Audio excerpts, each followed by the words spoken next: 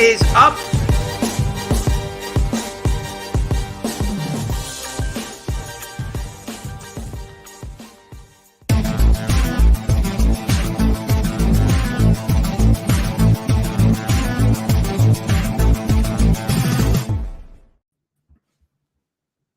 I'm going to be completely honest. I don't know if I was bamboozled or if the site was bamboozled with the video site, because I clicked that start and it didn't actually play for like 8 seconds. So I'll have to check my sources. Needless to say, Dr. Boney's back here talking a little PGA. Snyder, Kurt, Mangone. Got the Charles Schwab this week. Now, quick shout out to Snyder sticking with your boy Brooksy last week. I always find it funny. Like, obviously, I'm an outsider looking in on golf, so call me a donkey. But I just don't get how at these majors you can convince yourself that Brooks is not like eligible and a good play, like whether it's in the betting streets or in DFS. I get it. He sees a lot of ownership, right, in DFS, and maybe he gets steamed down in the betting markets. But man, feels like every Sunday morning this dude is super live at a major. Snyder, I'll let you start, considering you stuck with your boy last week, and obviously he shipped it for you or got it home for you, if you will. What was going through your mind? I mean, you must have got him at better than 21, because I know you bet him earlier in the week, and then he got steamed down to 20-1. But yeah, good stuff. Yeah, it was a good week there. I was actually really happy that DraftKings priced him up, because he came in pretty low owned on the DFS side. I think he was right around 12 to 15%, depending on what contest you were in. So that was tasty. A lot of people were going to the other guys, but they forgot about the one true major killer. Brooks has more majors than Rory does, and he didn't win his first major until Rory won after his fourth one. Like, it's been, I can't remember how long it's been for Rory, but Brooks is there just knocking him off like it's nothing. Shame to see him get his knee injured a couple years ago. I think that cost him probably 2 to 3 more majors even. Yeah, no, good stuff all around. I always love to see you guys slam an outright. And like I said, I just find it funny. Like, every week it seems like that's like the talk of the town with every major that Brooks is in. It's like you get maybe some sharps are like, you got to fade him at that ownership. And then they like cry that he's not a good play, even though he's doing well. And then he does well. It's like, I just thought, Mangone, you're kind of a neutral party here. What's your take on the Brooksy with every major? In terms of good play, bad play? Obviously, not really a pivot because he sees ownership in every one of these majors. But what's your thoughts on him? Because it's unique, right? It only does really well in these majors. It's so weird. Yeah, I mean, well, there's some guys that are just bigger when the lights are, brighter or bigger. When the lights get tough, their knees shake a little bit. I mean, I think it's a thing. It's obviously not easy to project model wise and everything, but that's part of the eye test and that's part of everything. I do have a question for Snyder. How long was Brooks's knee hurt for? What was the time period? It was around 2 years before everything went through. I'm not sure what the exact injury was. I think it possibly was an ACL, but he was out of commission for about 2.5 years, I believe. January was the first time he says that he's felt fully healthy in about 2.5 years. I was considering having a 2-year bet on 2 to 3 majors, like you said, because it's a little egregious to say he would just have 2 or 3, but it's because majors are hard to win, but the guy is impressive. I'll say that. It's like the one thing that I think with majors that I tried to say it last week, right? Like, I was like, I'm not betting some dude that's like 70-1. And like, sure, Michael Block will hang around and have a good time. So will Eric Cole. But like, these guys just aren't exactly like live to win. It gets really difficult for sure. So I felt like I was the, bridesmaid to the bride, as always, to Snyder, with Vic Hovland in my, holding on to that ticket. Vic's been great though, man. Like, watch out. I'm telling you, anytime we have a major show, don't come on here and say you're betting Victor Hovland, because I'm already betting him. Like, don't take my bet. I feel like he is definitely going to win one here soon. He's been absolutely awesome in these major fields. So hoping Vic gets one done by the end of the season. So yeah, I wish I would have hedged a little, Snyder. I think I made that mistake not hedging with Brooks a little, but it is what it is. You kind of march on to the next slate. And not a bad field this week, but not an amazing one either, right? It's I don't know. There's some good golfers up top, but we're paying like 9K for some golfers that we're not normally comfortable paying for. Yeah, I mean, overall, I mean, with Vic Hovland, obviously anytime I hear his name, I like him. Would be nice to see him win one of these, because I do like him as a player. But Kurt, on your end, you've been a little quiet. Hair looking good today, though. You win the hair award for the show today. Congrats. What were your thoughts on last week? It was nice to know that going into Sunday, there was a really, really good chance that someone from the show was going to have the winner, have the outright. So that was nice. Rooting my guys home. It was tough to see Vic on 16. Was it when was it 17 or 16, Snyder? I think it was 16 when he went in the bunker. I think it was 16. Yeah, that was tough. I wish it was a little bit closer down the stretch, but Brooks just slung his dick out. And yeah. So it's crazy. We could be sitting here thinking about him having the Masters and the PGA back to back potentially, but I'm excited I'm hoping I'm doing the live playbook tomorrow. I'm hoping he gets like 8% because he even came out and said, I'm not sure everyone's already heard this, but he came out and said, I'm not going to play good this week. Everyone knows he's on a bender right now. The dude's coked out, but he's still going to get 8%. And those people are going to be paid the juice on the live contest this week. The 8% who play Brooks, because that motherfucker is going to be blitzed. So looking forward to that. The pictures and everything of him at the Florida Panthers, and he's at the Heat game last night. He's just so awesome. Good for him, bro. It looks awesome. But yeah, great tournament. Looking forward to the stretch we got here. We got the freaking this one. Then we got next week. We had the Memorial Elevated event. Then we got RBC, and then we got the U.S. Open. Right? Fun stretch. Awesome stuff. Awesome stuff. And without further ado, Snyder will give you the floor for some people's favorite time of the week. Course preview for the Charles Schwab. Yeah, we're here at Colonial Country Club this week. Par 70 is going to measure 7,220 yards. Only 2 par 5s on the scorecard this week. 120 golfers are going to take part in the field this week. Top 65 and ties are going to be advancing to the weekend. The greens here are going to be slightly bigger than last week, but still smaller than tour average here at only 5,000 square feet on average. These bent grass greens will be rolling at around 12 to 13 on the step meter. Golfers are going to see some water in play on 6 holes this week. 84 bunkers are going to layer the property here. Narrow tree line fairways are tough to hit here. And the fairways are also guarded by some 3-inch Bermuda mixed rough here. This track has been ranked inside the top 15 toughest courses on tour 3 of the last 4 years. I think the winning score this week is going to come in somewhere around -11 to -14 under par this year. Course experience is huge here as the greens are tricky, tough to read. You got to know how to attack this course when approaching the greens and such as well. Some other key stats we're looking at this week: strokes gained around the green, approach, off the tee, proximity 100 to 150, and then putting with an emphasis on paint grass. Awesome as always. I hope enough people had the lube out for one of obviously the best segments of the week. On this end, as I look at the initial board, this kind of looks like what we sometimes call the Rom Cup. This looks like the little Scottie Cup. The way these odds are played out. Before we go into who you guys like in DFS, what are you guys doing with Scottie this week in DFS? I don't know. Obviously, I don't expect you guys to talk him up too much when we go to who you guys are playing, who you're not. But a guy like him is like going to see decent ownership at that price. Is he a guy that you either lock in or fade? Yeah, I think he's going to be 30 to 35% owned this week. I think we've got some good value plays though down low that's going to make it pretty easy to get him in there if you want him. I'm even looking at like a Scottie with a 9K guy and some teams. I think it's going to be fairly easy to get on Scottie this week. I'll have him in play on quite a few teams, but I've got some other guys I like and other possible builds routes I like as well. Just real quick, Mangone, I'll go to you. What are you doing with Scottie this week? To me, like I would say, just looking at this slate from a holistic standpoint, like I would assume if you're multi-entering, like to me, you either like lock this dude in or fade him, right? I mean, like you could go out the field at 30%, I guess, and then just make all your lineups have nothing to do. If you meet the ownership, then it's just whatever happens with your lineups at equal. But what are you doing with Scottie this week?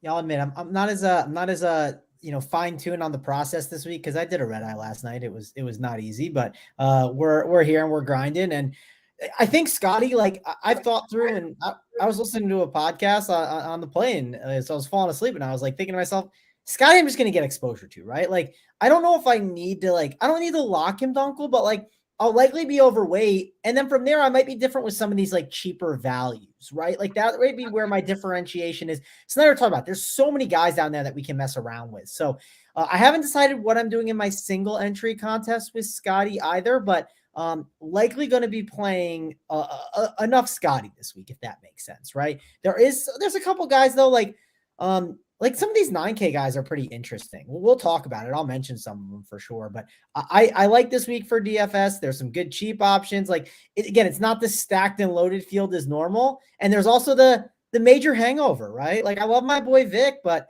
I don't know. He's been more major hunting, it feels like this year. I'm a little more nervous about him this week than some of these other golfers. Fair enough. And Kurt, on your end, Scotty, for you, what's your deal this week with him? I have not really made the decision yet. It's really tough because like you look at the Byron Nelson, you're like, okay, well, if you faded, you got fifth. So what? And then I didn't realize it till like Monday after the Byron Nelson because I basically locked him in 150 that week. I was like, man, if I just didn't do Sky, if I did this and that, and I went back and he was in the optimal. So it was like his like C game went out and made the optimal for about the same price ish. Actually, he's like 12K at the Byron, but this week there's a little bit more people up top to play, more talent wise. Like you got Morikawa there. Spieth, of course, is back. He didn't play the Byron Nelson, but his floor is just so good, Kurt, right? Like, it's insane. It's kind of like my best example I can use, and I like kind of doing like cross DFS sports stuff. Like sometimes, like it's kind of like Spencer Strider's floor. It's kind of like Jokic. That was the next example I was going to use. Like sometimes every slate is so different, and some slates you just locking that in is not the worst thing in the world. Like the dude gets you like, and contest selection is important. Like for instance, if Scotty gets like 25th.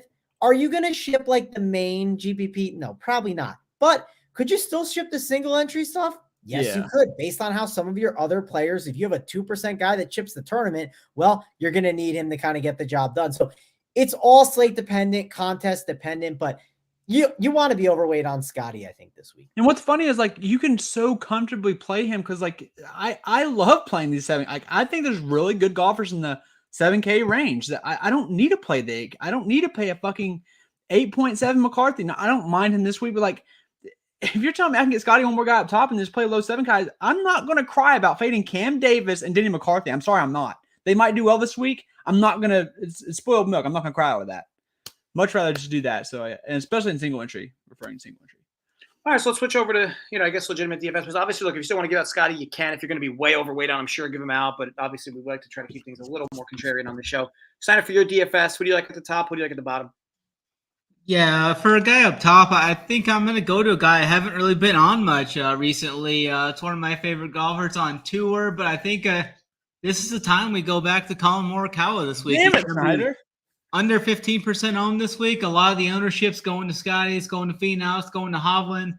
Then it's going to Spieth right under him. So I think Morikawa is going to get squeezed here. Generally, I like to play him more so on these bent grass greens too. I mean, he doesn't have to worry about the grain of the Bermuda or the bumpy POA here. He's got flat, smooth surfaces here. Bent grass, they're going to be fast. He's typically putted better on bent grass. That's the type of grass that he loses the less strokes on. But yeah, I like Morikawa here. He finished second here back in 2020. He was 14th in 2021. He played really good tee to green last week, and I think the putter showed some signs of life last week. So I'm going to be on my guy Colin Morikawa for the first time in quite a while. I think since the Masters is the last time I was on him, or sometime right before the Masters. But I'm going back to him, and then I'm going to go for a soldier here down the 7K range. I'm going to go with Patrick Rogers at 7,500. He finished 29th last week at the PGA, T10, Mexico T19 Heritage, and he was 5th at the Texas Open. Looks to be under 10% owned, I think, this week. So I like him. He's been really solid off the tees, gained strokes putting in his last 5 events. He was T35 here last year and then T14 in 2020 here. Awesome stuff. And on your end, we'll go to you, Travis, for DFS. Who do you like at the top, and who do you like towards the middle bottom?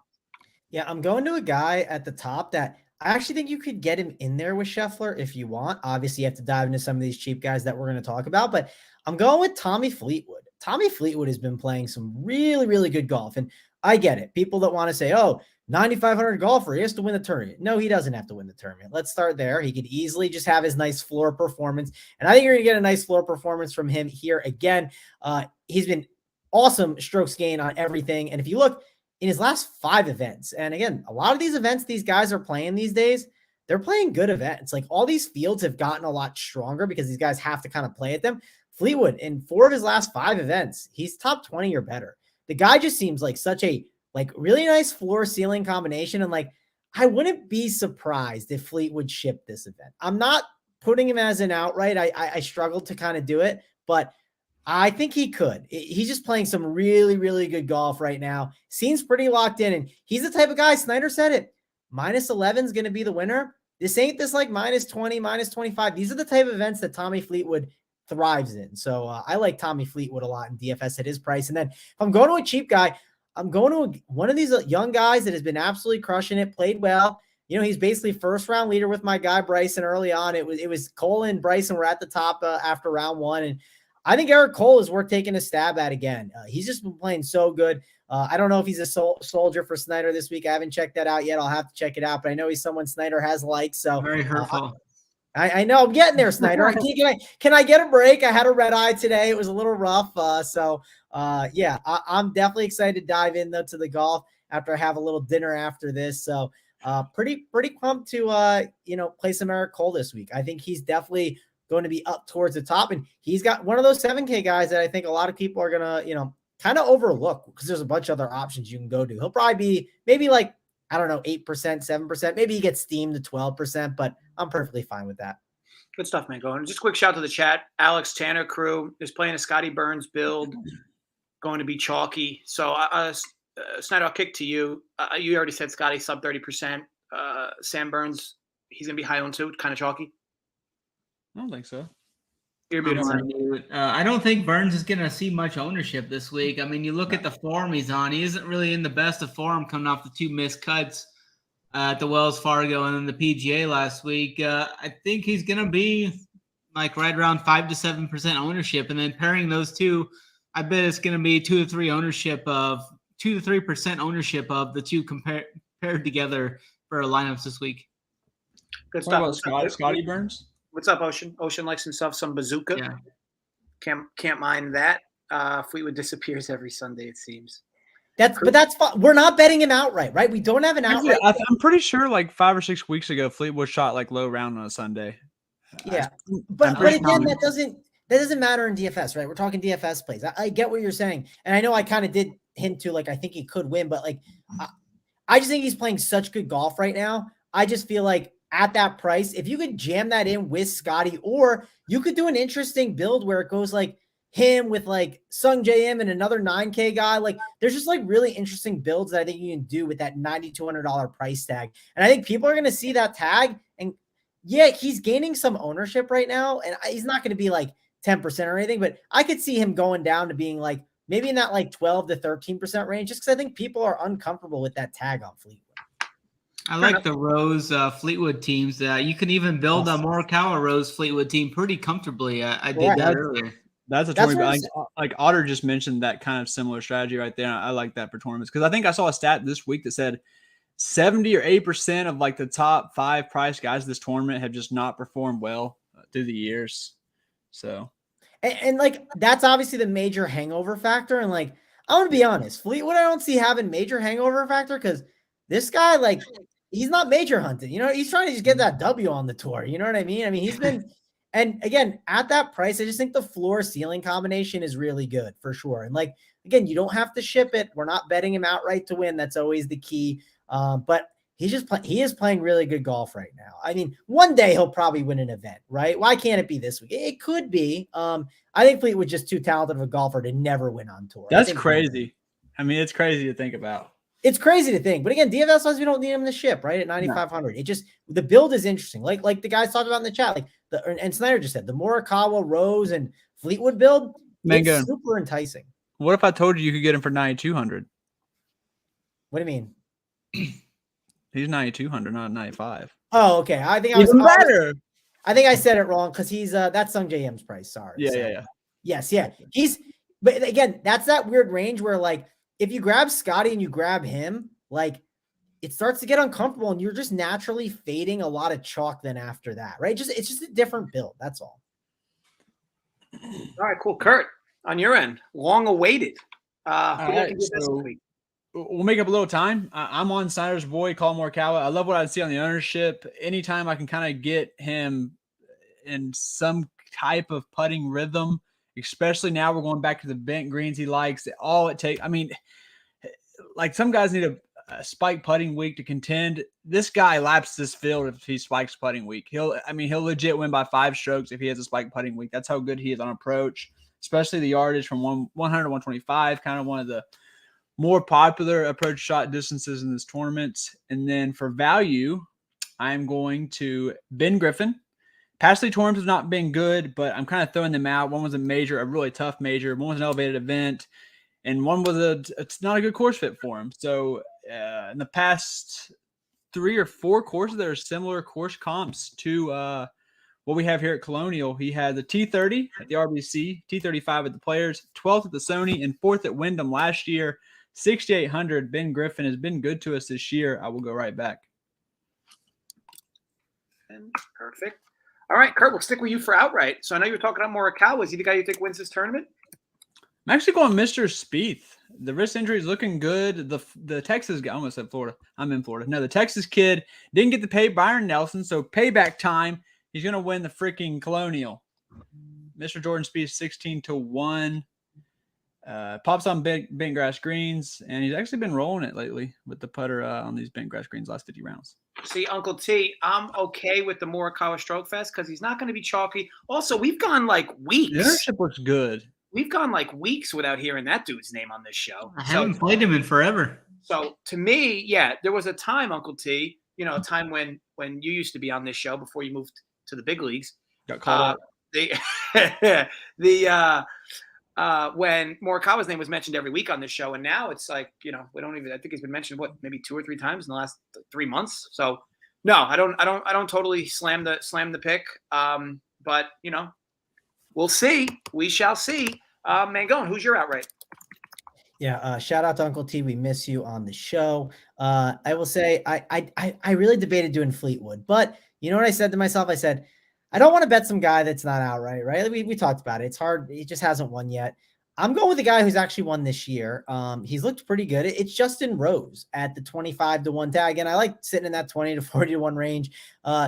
Justin Rose's upside, I think, is really solid here. It's just, he's a guy that last year was absolutely terrible. We understand why though. He was, playing with those other clubs, and it just, I'm counting last year out. So if you look at it, top 20 in strokes gained in every category. The only one he's not in is off the tee in his last 24 rounds. He's also won here before. And like I said, he missed the cut last year, but we really don't care about that. And he's had a T3 here. Like, he's had really good success at this course. So I know Snyder talked about him a little bit before about that build. And I think at 25-1, Justin Rose is worth taking a stab at. Fair enough. And Uncle T obviously always appreciates you, so I miss you as well. And he does the show tomorrow night, right? With the Frontier Sports? I think it's tomorrow, right? No, it's tonight. Oh, that's right. It's after 30 minutes, right? 30 minutes after. Yeah, they'll be on after us in an hour. Love it. Yeah, imagine him going tomorrow after the tournament already started. LOL. Good job, mate. Snyder, I'm going to take a guess on your outright here. It's a long shot, but I'm gonna take a guess. Is it no? I thought we were gonna be going all in this week. I thought now is the time. Low owned Morikawa, we just go all in. No, what do we like? Yeah, I don't like those odds. I definitely like him at lower ownership in DFS, but I'm gonna go with a guy a little higher in odds, but he's been playing even better in Morikawa recently. I'm gonna go with Justin Rose at 28-1. He was a vulture last week, finished inside the top 10. He's been trending upward over the past couple of months there. He had that win back at Pebble, and then he was T6 at the Players, 16th at the Masters, finished top 10 last week at the PGA. I think this is another spot for him to potentially grab another win here. He did win this event back in 2018. I think he could get another win here and then another win on the year. So I like Justin Rose at the odds of 28-1. Stuff. We'll stick with you for the. Actually, I'd say good stuff, but in reality, it's like you got 2 Justin Roses, you got 2 Morikawas in DFS. I'm hoping it's not going to be a trend where we're just sucking each other off all show long. So, someone else mentioned Rose. Was Kurt? It was Mangone. I thought he liked Fleetwood. He liked Fleetwood in DFS, but he liked more Rose. Oh. To win it. The host is paying attention. The host is paying attention. He's trying. The long shot for you, Snyder. Who do you like as some value in this tournament? Because this is obviously not as top heavy as last week with the championship, but here, anybody with value. I'm going to go with a guy down the board quite a bit, 100-1, Eric Cole. He's been playing some really good golf as of late over the past month or so. He was T5 at Mexico, T23 at Byron Nelson, and then last week at the major at PGA, he was T15. I think he's going to be lower owned in the DFS streets too, probably around 10% or lower, and he ranks high in my model. So I like Eric Cole to take a long shot stab on him at 100-1. Good stuff. Good stuff. And Mangone, how about you for a long shot? It's a tough scene because I like Eric Cole at 75-1. I mean, I talked about him before as my DFS player, right? But get 100-1. Oh, you had 100? I saw 75 on DK. Where's 100-1? Is that FanDuel? That was just on Odds Checker. It was the best number. I think it was in Caesars. Okay, yeah, I just looked at DK really quick. I haven't made the bet yet, but I'm gonna do it when I get off. I wanted to price shop, but of course, like go to PointsBet, go to Bet365. There's tons of price shopping in golf is very important. That just shows right there, right? You gain a lot. So yeah, 100-1 on him is perfect. Definitely like Eric Cole. I like his upside. I was trying to find someone else before, and I just felt like I was like, this is the type of event I feel like he can win. He's been clicking pretty well. So I'm in on Eric Cole. I'm arm in arm with Snyder, Dunkel. I know I troll you guys about the not so much copying because not like we talked before the show on these exacts, but I do still respect the fact that you guys are sticking to your guns. You know the show format, and you're not supposed to do this, and you're not trying to pivot. You went with your pre-show folks, and you're sticking with them. We're now 3 for 3 on the first 3 segments where there's been a dupe.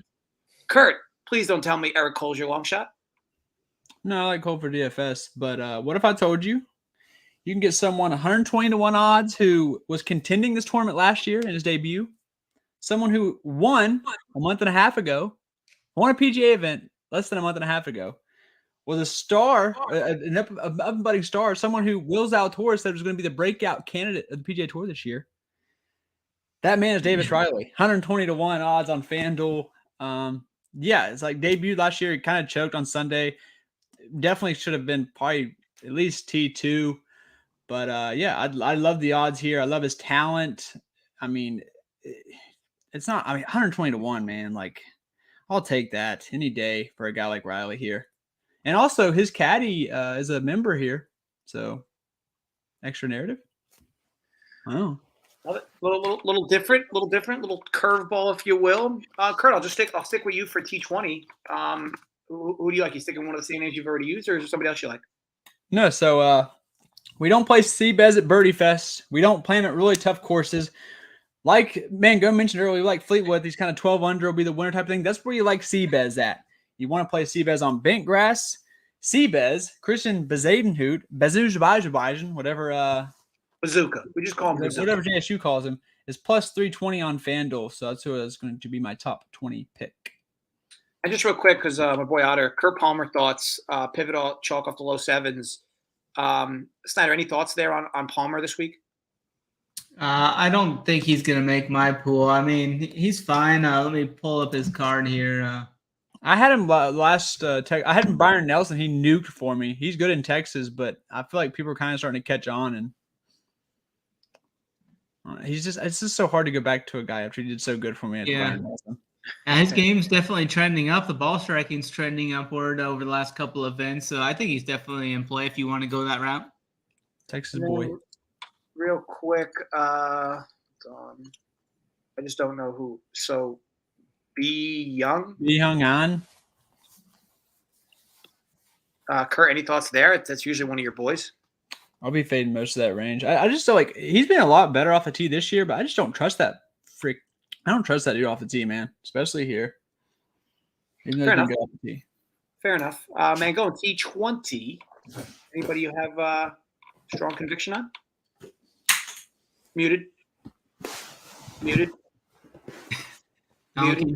Donkey. Well, if you notice, I'm trying to battle the light too, and I'm trying to like block it. Do you see? And like, I just got a lot going on over here. I'm doing my best. I'm battling, but so yeah, and the internet cuts out at times. It's not the ideal setup, but plus 130. It's not perfect, but it's Tommy Fleetwood. Again, the guy has just been a top 20 machine, and I'm going to bet on these top 20 machines in these spots. So Tommy Fleetwood plus 130. He'll be my guy for that one. Fair enough. And Uncle T's asking you to put more clothes on, Kurt. I know there was a few nip slips there. It looked like. Keep doing your thing. Snyder, T20. Who do you like? Yeah, I'm going right back to my guy, Eric Cole. He's a soldier this week. He's been a soldier in the past. And I talked him up quite a bit there extensively, but you can get him at top 20 at plus 320.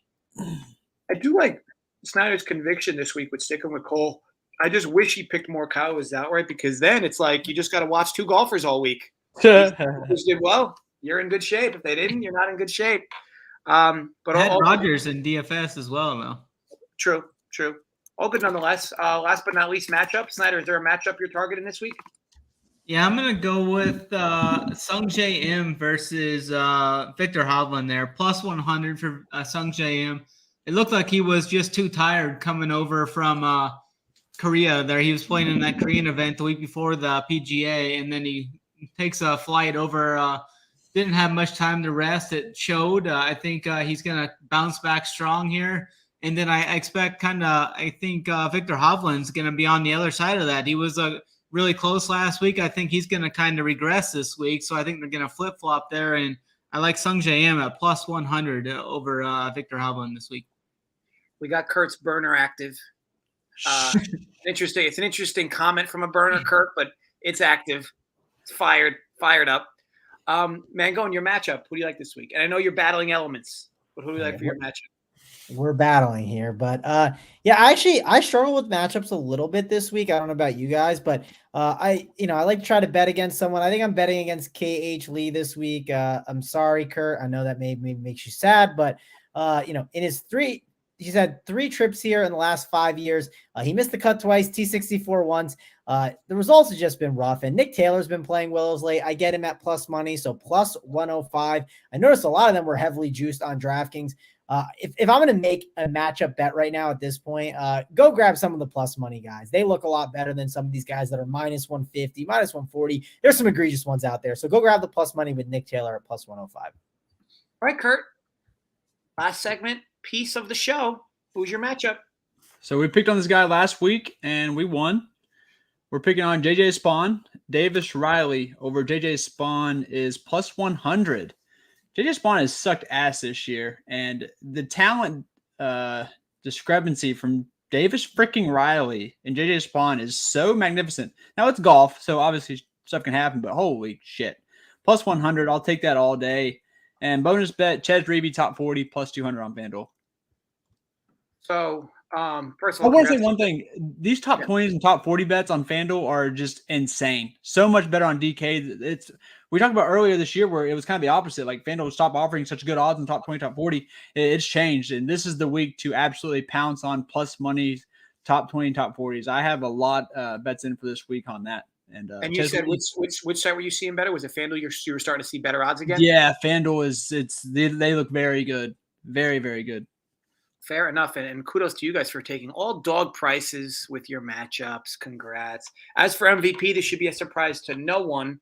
Mangone dealing with the elements. He's got lights on. The internet's scattered. It's like dim sometimes. It's not. He's like probably making DFS lineups as well. The dude's doing like 12 things at once. Still put up an MVP type performance. So floor is yours. Anything you want to let the crowd know? Yeah, I'm sweating Mr. Bryce Elder getting these bullshit out of these bullshit innings. So, we have a lot going on here. But no, don't got too much else to say, Dunkel. Excited for this weekend. I'm going to get him out in Jersey. Going to be hanging out at the shore. Hopefully can recapture some of the mojo the last time that I was here. So that's kind of the goal. We'll see how it goes. And hopefully you guys have a great weekend and you run pure and check out all the content. Snyder's going to be grinding some showdown stuff. We got the live content from Kurt. It's going to be a good time over here at Run Pure. So if you haven't signed up, use that code Mangone15, get your 15% off, and don't forget to like and retweet the soldiers. Kurt, on your end, any notes for the class? No. Check out the live playbook, win that 5K up top, and then use it to max the million maker for NBA on next Thursday. Boom. Strategy, people. And then I can't wait to see who wins the little car thing again this week. I think that's one of the cool parts about this tournament. And Snyder, on your end, the soldiers, another banger. Okay, I see we got a new inspirational hat, Into the Storm and Steel as a t-shirt. I do appreciate this. It also seems like that little fire slogan, is that new in the back right or your back left? Yeah, that's been I think a couple weeks. That's just a flag off of one of the flags at Firethorn Golf Club where work at and such. So I grabbed the flag from there and throw back there. But looking forward to this week. We're gonna hopefully get the 4th straight week. We get a soldier inside the top 10 this week. That's what we're going for this week. And all my content's going to be up over on the Rumpier Sports site. I got the playbook up, the cash chart up.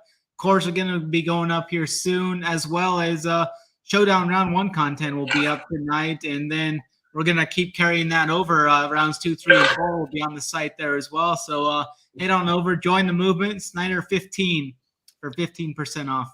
Love it. Thanks, Ned. I will say, Kurt egregiously drinking that water bottle while you were talking was extremely Was it that loud? I'm sorry. All right. So, look, guys, as always, gamble responsibly, stay safe, enjoy your weekends. Obviously, got the holiday weekend too. So, yes, again, stay safe. And as always, run pure. See you guys next week.